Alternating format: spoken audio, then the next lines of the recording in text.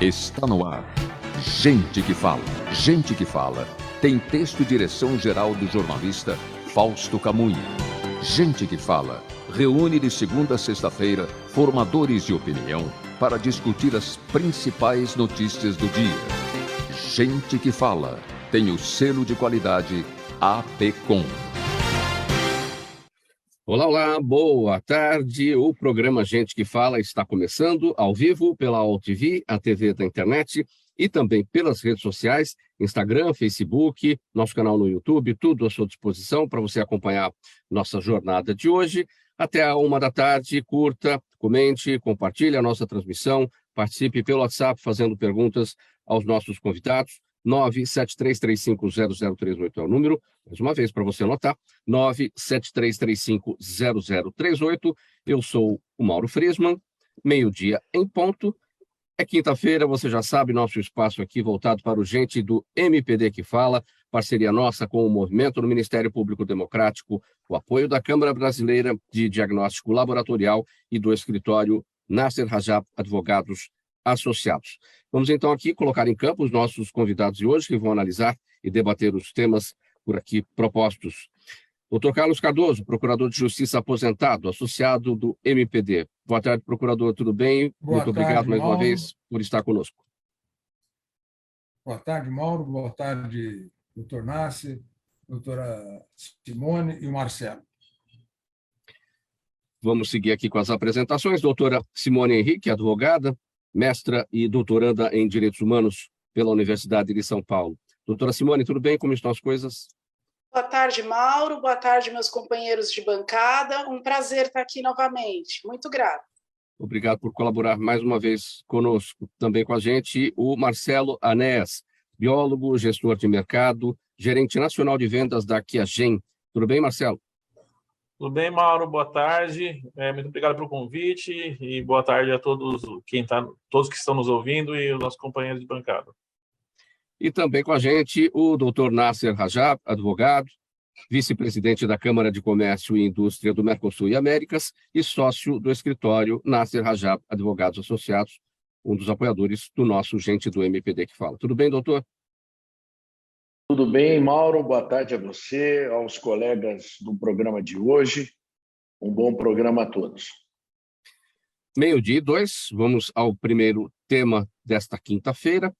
Os sigilos sobre comunicações internas do Itamaraty poderão ser alvos de uma revisão a partir de 2023. Membros do novo governo estudam formas de garantir uma maior transparência dentro do Ministério das Relações Exteriores, tanto na formulação da política externa, como na compreensão das decisões tomadas nos últimos 4 anos. Entre as prioridades na abertura de arquivos devem estar a Embaixada do Brasil nos Estados Unidos, responsável pela negociação para a compra de cloroquina, e a da Índia, ligada à compra de vacinas contra a Covid-19. Procurador Carlos Cardoso, eu começo com o senhor a respeito desse tema.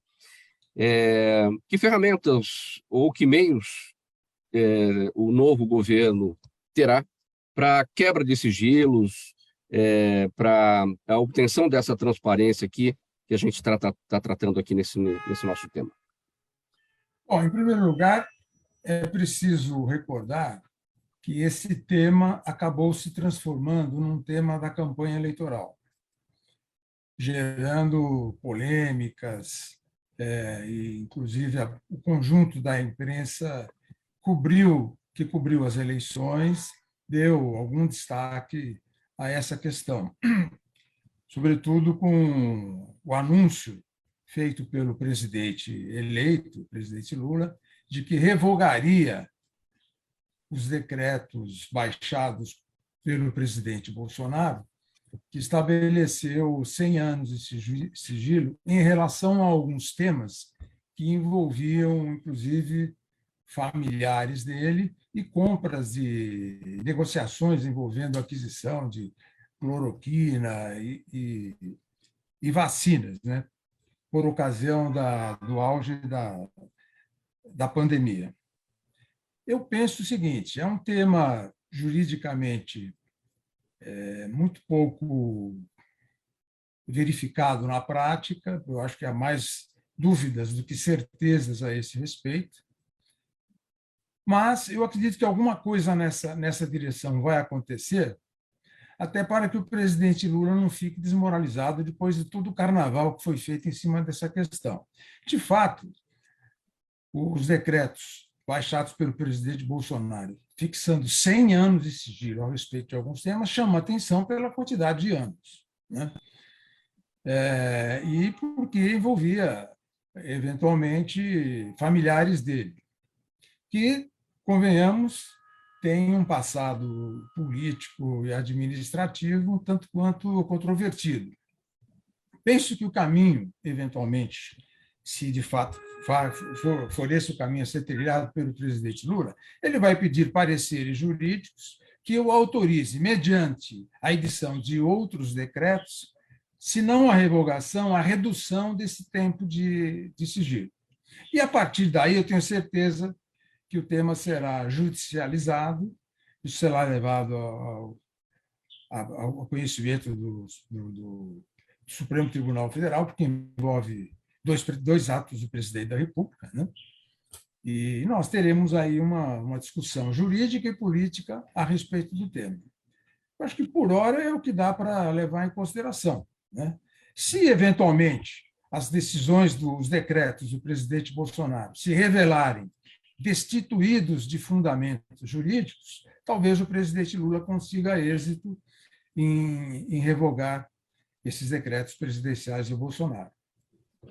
Doutora Simone Henrique, tem o mesmo entendimento do procurador Carlos Cardoso a respeito desse tema? Quais ferramentas o novo governo terá para a quebra desses sigilos?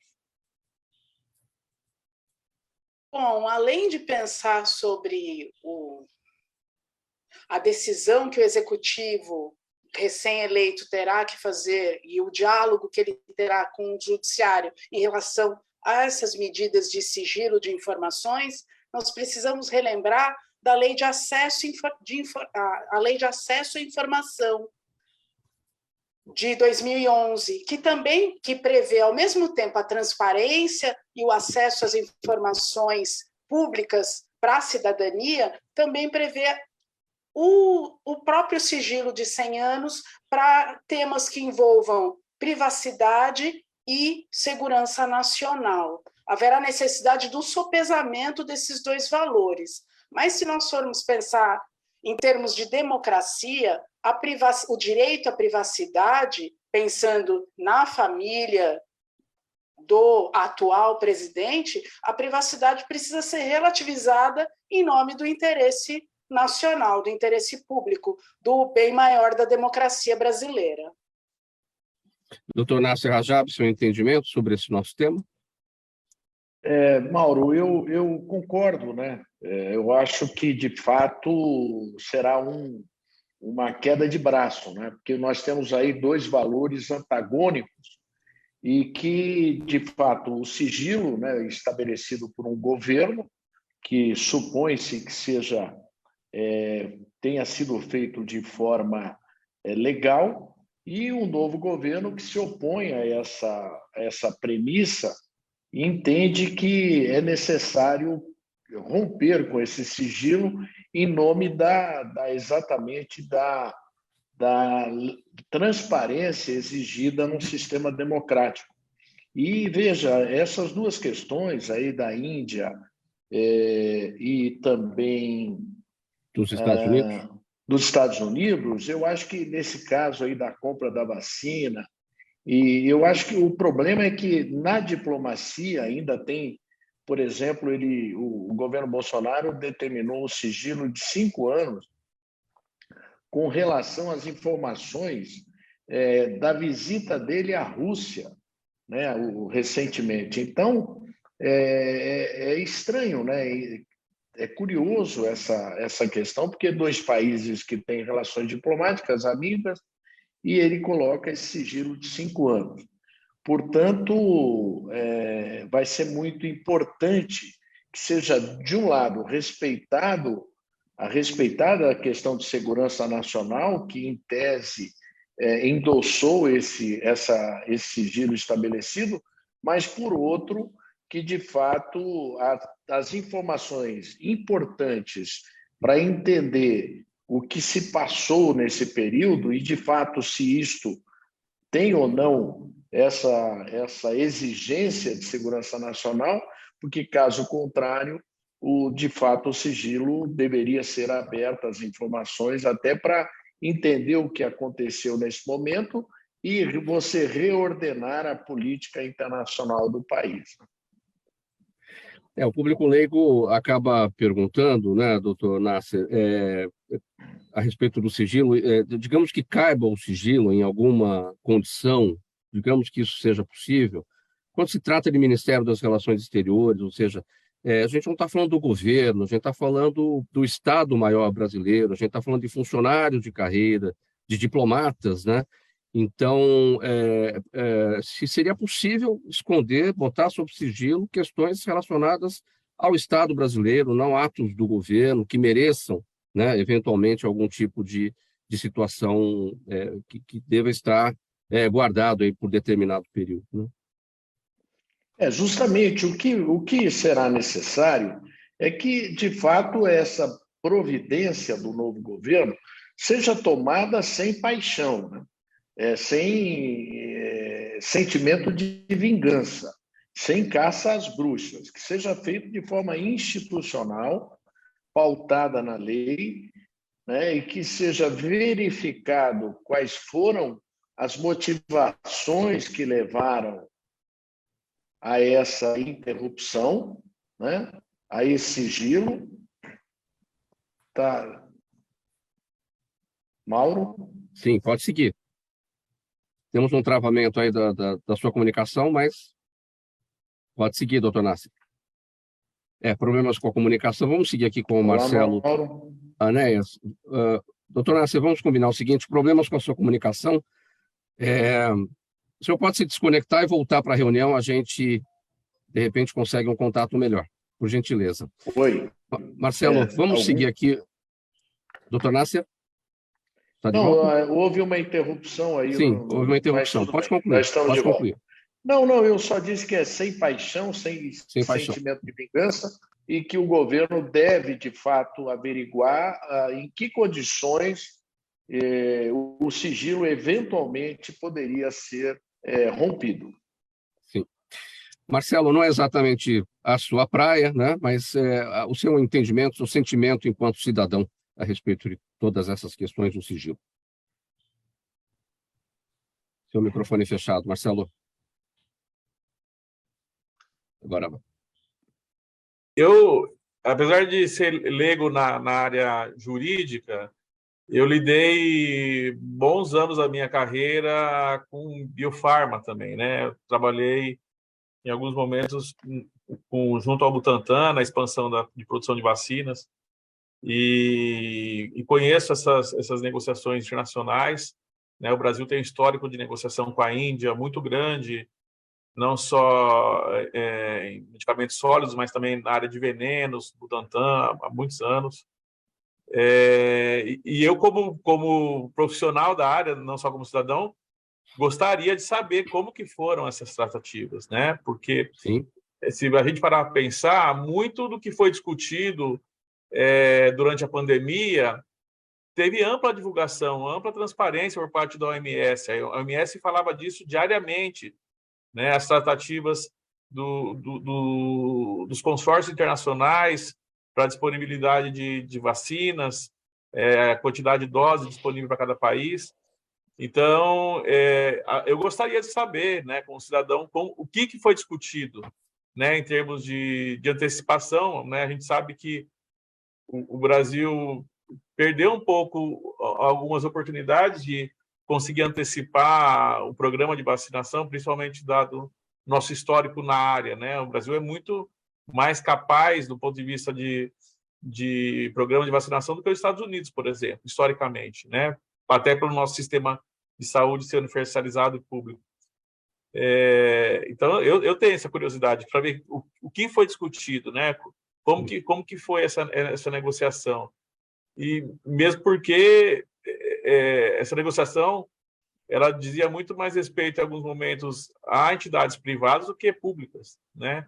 Então, como que ficou esse envolvimento E a gente não pode esquecer também uma outra questão importante, que muito do investimento, do custeio, foi feito à margem da lei de licitações. Então, foi muito dinheiro despejado, né?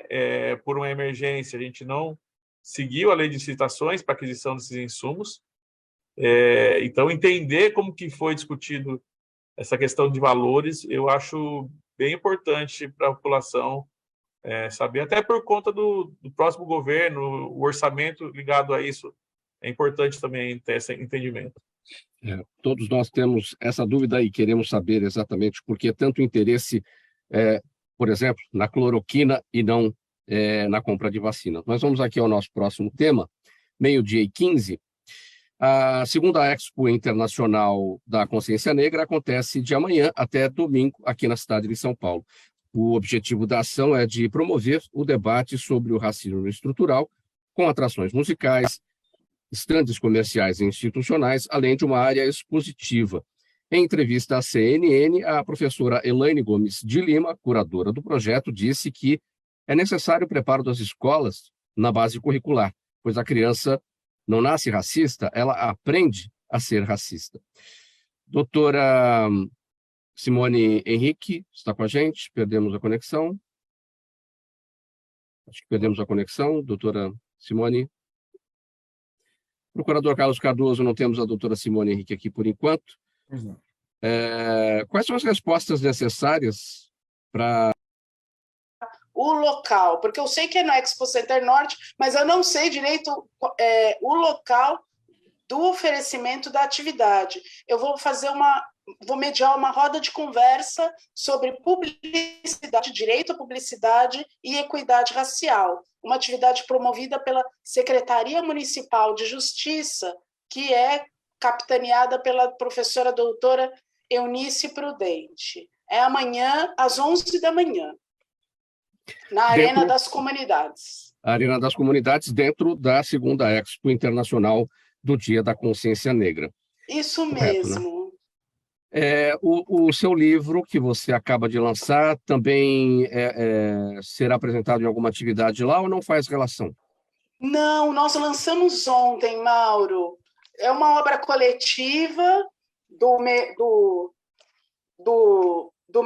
meu comitê de mulheres no Compliance, o Compliance Women Committee. Nós tratamos de assédio nos programas de compliance e nós lançamos ontem aqui em São Paulo, na Martins Fontes. Agora ele está disponível tanto nas livrarias físicas quanto nas virtuais, editado pela Lumen Juris. É uma alegria, Sim. Porque é um trabalho coletivo de mulheres profissionais do compliance e é uma obra multidisciplinar. Trata do combate ao assédio, tanto pelo viés da gestão, do compliance, as questões jurídicas, quanto das ciências da saúde. Como tratar as questões de assédio no programa de compliance? Quem são as autoras que estão com você nesse projeto, doutora?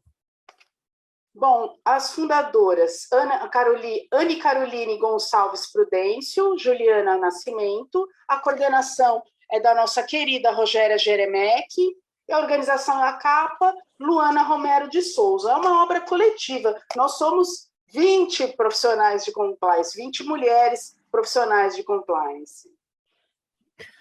Muito bem. Doutor Nasser está na conexão? Mudou alguma coisa aí, né, doutor Nasser? Para falar das respostas necessárias para o combate às desigualdades raciais no nosso país.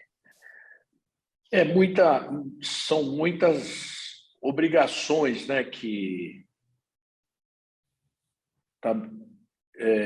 eu vejo que esse é um trabalho árduo, né, muito importante. É óbvio que esse novo governo, a gente sabe que é muito mais sensível à política de combate às diferenças raciais, enfim. Eu acho que há uma esperança que se abre, né, com essa nova política pública, a questão das cotas, enfim, tantos avanços que tivemos no governo mais de centro-esquerda. Me parece que esse é um valor hoje universal, do combate às diferenças raciais, enfim. Eu acho que queria parabenizar o trabalho da doutora Simone, parece bastante importante, especialmente com relação às mulheres negras, né? Eu acho que há uma política pública que foi comprometida pelo atual presidente eleito, e vejo que ela deve ser sempre pela sociedade civil, e a doutora Simone representa bem isso, cobrando, né, das autoridades, para que não fique mais nada na promessa simplesmente, de que essas políticas públicas sejam cada vez mais incrementadas. Doutor Marcelo, o seu olhar sobre esse nosso tema, por gentileza? Bem, eu me formei na USP, entrei na USP na década de 90, né? Ainda num período pré-cotas, né? E sendo biólogo, a gente teve um fato que transformou em algum momento o curso de biologia ainda mais elitista naquele momento, que foi, não sei se vocês se recordam, quando clonaram a Dolly, né? Sim. Então, o ano seguinte do meu ingresso na universidade, eu vim de escola pública, né, por exemplo, mas o ano seguinte, o poder aquisitivo da turma que seguiu a minha foi visivelmente muito mais alto por conta disso, né? A nota de corte mais do que duplicou. O curso de biologia ficou quase tão difícil de ingressar na USP quanto medicina, naquele determinado momento. Então, eu me recordo disso e, obviamente, a população na universidade predominantemente branca, né? E hoje eu sei, tenho colegas na minha época que hoje são professores na universidade e que lidam com muito prazer essa questão das cotas, como isso mudou a paisagem na universidade, né? Eu acho que tem uma questão a se tratar, até conversando com os amigos que são envolvidos com isso, que é o aperfeiçoamento de alguns mecanismos das cotas, né? Na USP teve algum momento que, por não usar o mecanismo muito bem, ou pelas mudanças, pela dinâmica dos alunos, ficou mais difícil entrar em determinados cursos para cotistas do que não cotistas, vindo do sistema público, né? Então, esse aperfeiçoamento para garantir que o sistema de cotas realmente atinja o objetivo para qual ele foi criado é importante. Acho que essa é uma questão sempre importante. Aperfeiçoar o sistema para que realmente ele traga o benefício para a sociedade, né, em termos de equidade racial, que é esperado. Doutora Simone, para a gente finalizar esse tema, esse tópico, vamos dar a ficha técnica aqui para a nossa audiência acompanhar aqui direitinho e participar desse encontro. É a segunda Expo Internacional da Consciência Negra. Começa amanhã, vai até domingo, dia 20 de novembro, o Dia da Consciência Negra, evento que acontece na Expo Center Norte. É isso? Vamos dar essa ficha técnica para a nossa audiência poder participar? Isso mesmo, é no Expo Center Norte. Que fica aqui na zona norte da capital, portanto, segunda Expo Internacional da Consciência Negra, de amanhã até domingo. Aqui a nossa ficha técnica, a ficha de serviço, para a nossa audiência poder participar deste encontro. E a doutora Simone Henrique também estará lá fazendo uma atividade importante durante esse período. Então, bom, pessoal, 12h27 agora, a gente vai fazer um rápido intervalo. A gente volta aqui na sequência com os próximos temas do Gente do MPD que Fala, com esse nosso espaço sempre aqui às quintas-feiras. Rapidinho, a gente volta já. Toda ação estratégica de sucesso tem um componente fundamental: um instituto de pesquisas ético, rápido e preciso. Afinal, é ele que vai fornecer informação confiável, sem achismos ou palpites. E isso, numa época de mudanças rápidas e repentinas, é fator crítico de sucesso. A Orbis é um instituto de pesquisas que une precisão e confiabilidade estatística com a mais alta tecnologia em pesquisas do mercado. Tem inteligência artificial, robótica e Big Data, entre outros recursos, para que você tenha uma informação correta, confiável, com o menor custo e no menor tempo possível. Na sua próxima ação, seja ela corporativa ou política, comece pela Oryx, porque com a informação correta, você vai mais longe, mais rápido e com mais segurança. Estamos de volta, pessoal, meio-dia e 28 agora, programa Gente que Fala no ar, ao vivo, pela All TV, a TV da internet, e também pelas redes sociais, Instagram, Facebook e o nosso canal no YouTube. Esse espaço aqui às quintas-feiras, voltado para o Gente do MPD que Fala, parceria nossa com o movimento do Ministério Público Democrático e o apoio da Câmara Brasileira de Diagnóstico Laboratorial e do escritório Nasser Rajab Advogados Associados. O próximo tema agora por aqui, vamos falar um pouquinho de saúde. Durante a pandemia, em 2020 e em 2021, o registro e o tratamento de casos de tuberculose no Brasil foram prejudicados pela disseminação da Covid. Agora existe o temor de que nos próximos anos aconteça um aumento das ocorrências e casos mais graves da tuberculose, especialmente na Amazônia, onde a incidência já costuma ser elevada por lá. Segundo especialistas, a maior preocupação é por se constatar uma diminuição de casos que não é verdadeira, pela falta de diagnóstico e tratamentos interrompidos e também um provável boom de casos de mortalidade no ano que vem. Bom, para a gente tratar disso, Marcelo, é exagero afirmar que a gente tem um voo cego hoje no Brasil em relação à tuberculose? Não é exagero, mas isso é verdade para não só a tuberculose, como diversas doenças, né? Eu atuei muito fortemente na empresa que eu trabalho durante a pandemia e a gente viu como a mudança foi abrupta do dia para a noite. Ao mesmo tempo que a gente teve um aumento de diagnósticos ligados à Covid da ordem de 200 vezes, em alguns casos, do dia para a noite, uma dinâmica muito difícil de acompanhar para laboratórios, provedores, profissionais de saúde de uma maneira geral, todas as outras doenças teve uma queda abrupta. Eu lembro que o segundo trimestre de 2020, o principal diagnóstico que a empresa que eu trabalho comercializava teve uma queda de 90% do dia para a noite. E saúde não é assim, né? Os casos continuavam acontecendo, ou seja, 90% dos casos passaram a não ser diagnosticados. E com a tuberculose não é diferente. Então, a gente deve observar nos próximos anos os efeitos dessa falta de diagnóstico advinda do fenômeno da pandemia. Isso é verdade. Eu só não acho que necessariamente seja uma questão exclusiva da Amazônia, do Amazonas, né, principalmente do estado, e do Rio de Janeiro, que são os lugares de alta incidência, mas com o empobrecimento da população também que nós tivemos nos últimos anos, isso deve acontecer no Brasil como um todo, né? A população de rua em São Paulo é também altamente suscetível a esse tipo de enfermidade, só para exemplificar. Então, isso é um problema nacional. Obviamente, onde você tem a maior incidência, ele é mais grave, né, do ponto de vista de saúde pública, mas ele abrange todo o território nacional, né?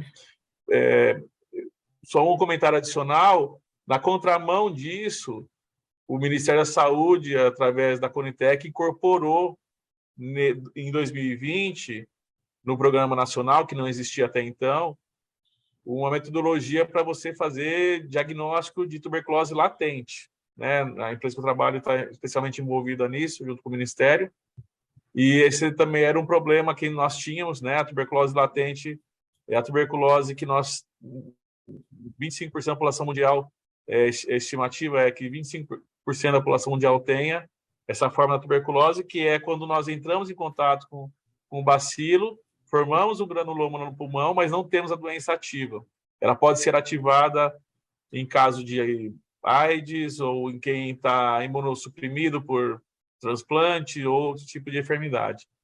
Então, isso também é um problema de saúde pública bastante grande. Pra vocês terem uma ideia, a Costa Rica fazia mais testes de tuberculose latente antes de 2020 que o Brasil, para ver como a gente estava num abismo até então. Então, ao mesmo tempo, isso entrou no sistema público de saúde e no entrou no rol da ANS, então hoje os laboratórios privados também oferecem esse teste. É. Então é uma melhora possível. Quando falamos em falta de diagnóstico, significa que temos muitas pessoas com a doença, não latente, pessoas com a doença desenvolvida e não sabem disso. Exato. E aí é uma doença, lembrando que não é exatamente como a Covid, mas apesar de ser uma doença bacteriana, ela é altamente contagiosa, né? Então, uma das populações que são testadas hoje para forma latente, por exemplo, são todas as crianças que são contato de pacientes com a forma ativa. Certamente, tem muita gente que contraiu a forma ativa na população e que não foi diagnosticado e certamente está transmitindo isso. Então, isso tem um efeito a longo prazo bastante preocupante, e o Brasil participa de uma iniciativa global chamada Stop TB, que tem muitas metas de diminuição da incidência até 2030, e a pandemia já teve um efeito dessas metas, que elas certamente vão ser revistas, porque nós não vamos cumprir com elas. Quais são os sintomas da tuberculose na sua forma ativa e quais são os caminhos possíveis, claro, a partir do sistema público de saúde, para encontrar essas pessoas e promover o devido tratamento, e até também para encontrar as pessoas que têm a tuberculose na forma latente, para que elas saibam disso e tenham também os seus cuidados para não desenvolver a doença? Bem, o sintoma clássico da tuberculose é tosse, né? Uma tosse bastante grave, muitas vezes acompanhada de sangramento. Lembrando que o tratamento da tuberculose ele é exclusivo no sistema de saúde público, então ele é um tratamento um pouco mais difícil de acompanhamento da população, porque o paciente tem que ir no sistema de saúde, tem que tomar muitas vezes a medicação no próprio sistema, e é um tratamento relativamente longo com os antibióticos. Então, há um bom contingente de pessoas que abandonam o tratamento. Então, tem essa dificuldade também. No caso da latente, não há nenhum sintoma, né? A indicação de tuberculose latente é para quem tem algum tipo de doença, algum tipo de condição que representa um risco para aquele paciente se ele tiver latente. Então, por exemplo, pacientes que vão tomar imunobiológicos para tratamento de reumatoide, de artrite reumatoide, que hoje em dia tem um contingente grande de pessoas. Todo paciente que é elegível a esse tipo de medicamento precisa verificar se tem tuberculose latente, porque se ele tiver tuberculose latente, quando ele tomar esse medicamento, ele pode desenvolver a forma ativa. Então, é esse tipo de coisa que a gente busca melhorar para o paciente. E, para finalizar, não temos como falar em números, né? Quantas pessoas no Brasil podem ter tuberculose na sua forma ativa e estão sem diagnóstico, ou mesmo as que têm a forma latente? A forma latente, de novo, tem um estudo do Dr. Júlio Croda que estimou isso em população carcerária. Em população carcerária chegaram a 22%, se eu não me engano, de pacientes com tuberculose latente. Então, na população em geral, isso deve ser menor. Mundialmente, é 25%, no Brasil deve ser menor, porque em países da África, por exemplo, a incidência é maior. Mas em 2020, nós tivemos 64 mil casos, se eu não me engano, de tuberculose ativa notificados, mas o número é muito maior que isso. Então, a gente teve 4.500, quase 5.000 pacientes que vieram a óbito nesse período também. Então, é uma doença de impacto de saúde pública considerável, né? A gente está acostumado a pensar em Covid, que o impacto é brutal, não é nada comparado com o Covid, obviamente, mas em tempos normais, é uma doença de impacto de saúde pública enorme e pouco visto pela sociedade, né? Nós que lidamos em status, primordialmente em status da sociedade mais privilegiados, nós praticamente não vemos pacientes com tuberculose. Eu posso que com vocês que eu nunca vi, eu não conheci pessoalmente uma pessoa do meu convívio que tivesse tuberculose. Então, tem essa dificuldade também da doença ser pouco vista, né, uma doença negligenciada, que ela é pouco vista por uma parte da população que tem mais acesso à informação. A saúde, sim, a saúde e a informação. 12h38 agora, vamos passar para o próximo tema. O ministro do Supremo Tribunal Federal, Luiz Roberto Barroso, reagiu na terça-feira a um questionamento de um manifestante em Nova York sobre o código-fonte das urnas eletrônicas. Enquanto caminhava, um homem perguntou a ele, perguntou ao magistrado se vai responder às Forças Armadas e se vai deixar o código-fonte ser exposto. O ministro respondeu: perdeu, mané, não amola. O ministro foi a Nova York para participar de um evento do grupo empresarial LIDE e reuniu autoridades brasileiras. E essa abordagem desta pessoa foi registrada em vídeo que circula nas redes sociais. Doutor Nasser Rajab, não teve só essa abordagem, teve uma mulher que também abordou o ministro Luiz Roberto Barroso, acho que no dia anterior, ele pediu para ela não amolar, enfim. Isso tudo vai na esteira, né, daquilo que a gente já verificava, né, o próprio presidente Bolsonaro, nos ataques feitos ao ministro, enquanto ele era presidente do Tribunal Superior Eleitoral, quando o presidente defendia o voto impresso. Né? Então, isso tudo vai na esteira de uma situação que já aconteceu lá atrás. Né? Veja, Mauro, a verdade é o seguinte, né? Acho que todos nós estamos nos perguntando como é que nós chegamos nesse ponto. Doutor Nasser, a gente está com problema na sua conexão, doutor Nasser. Eu gostaria, pediria a sua gentileza, colocasse o smartphone na posição horizontal, até para ficar no padrão das demais imagens. Vamos ver agora como é que fica a nossa conexão. Pode seguir, por gentileza. Mas está travando a sua transmissão. Está travando, infelizmente. O senhor consegue sair e voltar novamente? Vamos ver como é que ela fica. Sim. Está bem comprometido. Sim. Doutor Carlos Cardoso, vamos então debater esse tema, vamos analisar essa questão? Olha, eu, partindo da fala do ministro Barroso, eu diria o seguinte: antes eu quero fazer uma ressalva. Eu acompanho o desempenho do Supremo Tribunal Federal já há muitos anos, principalmente na área criminal, que é a minha área de interesse. E eu tenho, pelo ministro Barroso, um apreço muito grande. Eu o considero um dos quadros técnicos mais qualificados da atual composição do Supremo Tribunal Federal, e ele sempre teve uma conduta pautada pela serenidade, pela altivez, né, pelo bom senso. E, de uma maneira geral, na área criminal, principalmente, ele tem tomado decisões que eu considero bastante adequadas, sobretudo no contexto histórico que o Brasil atravessa. Mas tenho que reconhecer que essa intervenção verbal que ele fez aí foi um tanto quanto infeliz, talvez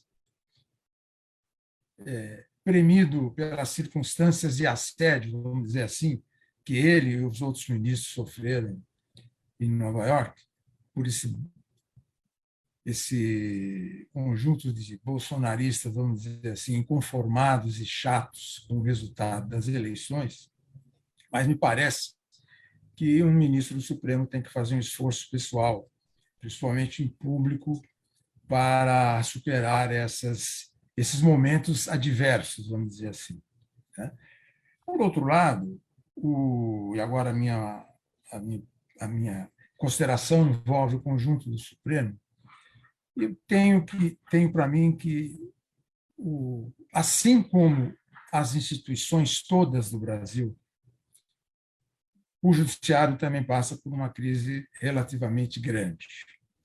É muito forte, muito generalizado o sentimento de insatisfação da população em geral com relação não só ao Supremo, mas ao sistema de justiça brasileiro. E aí eu incluo as polícias, eu incluo o Ministério Público, eu incluo todas as instâncias judiciárias do país, o que reforça a necessidade de que, mais cedo ou mais tarde, nós vamos ter que fazer uma grande reforma no sistema de justiça brasileiro, inclusive no âmbito do próprio Supremo Tribunal Federal.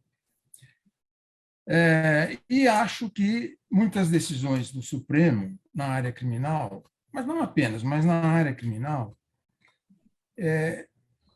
facilitou a versão que hoje me parece majoritária na sociedade de que alguns estratos da sociedade não são alcançados pelas malhas da lei e da justiça, que em algum momento conseguem escapar e garantir a sua impunidade. Com isso, eu não quero fazer nenhuma insinuação contra a honradez pessoal dos ministros e das ministras do Supremo Tribunal Federal, mas o fato objetivo é que o Supremo vem, pela maioria dos seus membros, nos últimos anos, acolhido teses jurídicas que, na prática, vêm garantindo a impunidade sobretudo da criminalidade do colarinho branco. Acho que esse é um dos componentes que explicam a complexa questão da relação sociedade e poder judiciário do Brasil. E quando se fala em justiça, em satisfação da população em relação à justiça, o Supremo é um órgão máximo, é o que dá a última palavra, a última versão. Segundo Rui Barbosa, o Supremo era quem poderia errar por último. E aí fica esse clima antagônico entre o Supremo e uma parcela majoritária da sociedade que, lamentavelmente, vem sendo politizado e partidarizado, o que também não favorece nada a resolução desses problemas. Doutor Nasser Rajab, de volta, conexão acho que está estabelecida para a continuidade do seu raciocínio. Mauro, eu dizia que acho que os brasileiros, em geral, estamos todos nós nos perguntando como é que nós chegamos a esse ponto. Quer dizer, eu vejo o país extremamente dividido, né? E nós, como disse o procurador muito bem, politizando tudo e todas as coisas. Lamentável, concordo que a postura dos magistrados ela tem extrapolado, muitas vezes, aquela conduta que se espera de uma autoridade máxima do país, né, especialmente no judiciário. Não havia necessidade nenhuma, nesse momento que vive, de questionamentos tantos, não havia necessidade alguma, né, dos...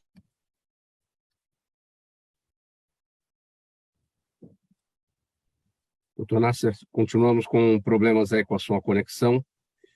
A gente vai seguir aqui. Eu vou passar aqui para o próximo tema, até por conta do... Alô? Oi, Doutor Nasser, vamos lá. Posso continuar? Sim, sim. Estamos aqui com dificuldade aí de comunicação. Mas, enfim, não havia necessidade alguma dos ministros, vejo eu, saírem daqui para irem a Nova York fazer um evento que tem a ver com os interesses do Brasil, organizado por uma LIDE, né, que também não deixa de ser uma atuação política, né, do ex-governador de São Paulo. Todavia, penso que em qualquer situação, o respeito ao próximo, e especialmente o respeito à autoridade constituída, seja ela legítima ou não, isso é uma outra questão, mas o respeito deve ser imperativo e a falta de respeito tem que ser abolida. Então, você perseguir um cidadão, uma autoridade num outro país é vergonhoso, é algo assim que tem que ser rejeitado, né? Nós temos que manter o respeito e é claro que a paciência do ministro que está sendo xingado, ofendido, no meio da rua tem limite. E ele fez uma resposta, né, até chula, né, por parte do ministro Barroso, até admirável que ele tenha se permitido porque não faz parte do dia a dia dele, mas ele acabou respondendo porque a paciência tem limite. Então, vejo que nós estamos chegando, né, num ponto muito difícil, né, para o país. Espero que seja que isso tenha um desfecho positivo. Me preocupa essas ameaças de todos os lados e esperamos que isso chegue ao fim rapidamente. Faltando 11 minutos para 1 da tarde, a gente vai passar aqui bem brevemente pelo próximo tema. Eu queria abordá-lo com a doutora Simone. Doutora, autoridades especialistas participaram na semana passada do seminário Como Aperfeiçoar a Arbitragem no Brasil, que foi realizado pelo site Poder 360 em parceria com a OAB. A arbitragem é uma forma de resolução de conflitos de forma extrajudicial, ou seja, é fora do Poder Judiciário, não tem a participação do Poder Judiciário, é usada para dar celeridade, eficiência aos procedimentos. O que a gente pode dizer mais a respeito dessa modalidade, que tem ajudado muita gente aí na resolução de conflitos? Mauro, a arbitragem é um campo muito interessante para o dinamismo da economia brasileira, para o fortalecimento dos negócios e também para a atração de investimentos, uma vez que a arbitragem é típica dos países de tradição costumeira do direito, não positivada como o nosso. E em alguns ramos, como construção civil, societário, muitas resoluções de disputas são tratadas por arbitragem por conta desse dinamismo, pela flexibilidade e também pela economia que a arbitragem representa diante dos custos de um processo judicial, em especial no Brasil, pautado pela burocracia e pelo alto grau de judicialização das nossas questões. Pegando aqui pela fala anterior do procurador Carlos Cardoso, quando ele citou o entendimento dele em relação a uma crise do sistema judiciário, quando a gente vê essa modalidade de resolução de conflitos, arbitragem, avançando com o passar do tempo, teria isso a ver também com essa crise do sistema judiciário em relação... Eu trouxe aqui para mim a seguinte expectativa: aquelas pessoas que estão ali dependendo da justiça e que veem a morosidade da justiça e que muitas vezes não acreditam que vão ter um resultado, não vão buscar os seus direitos, né? Então, a arbitragem poderia estar nessa esteira de avanço por conta dessa insatisfação, muitas vezes, da sociedade com o andamento das questões judiciais?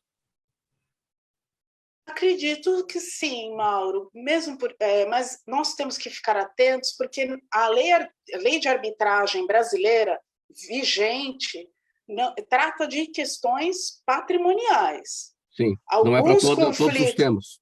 Não são para a arbitragem não é adequada para todos os temas na nossa moldura jurídica. Assim, algumas questões que estão nos tribunais envolvendo família, interesses de crianças e adolescentes e outros temas mais sensíveis, a arbitragem brasileira não comporta. A gente tem que ter isso no nosso horizonte. Mas existem outras modalidades, a mediação, a conciliação, existem outras formas também de atuação fora da justiça. Sim, há outras...